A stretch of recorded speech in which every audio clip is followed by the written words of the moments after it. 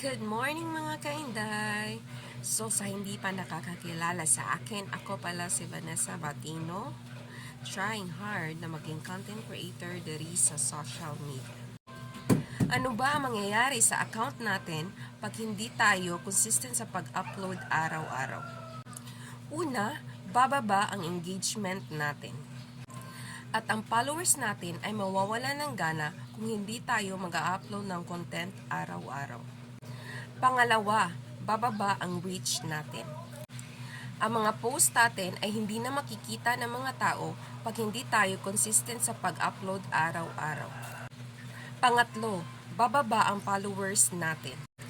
Yung mga followers ay maaring i-unfollow tayo kasi nawawala na silang gana sa panonood sa atin kasi hindi tayo consistent sa pag-upload araw-araw.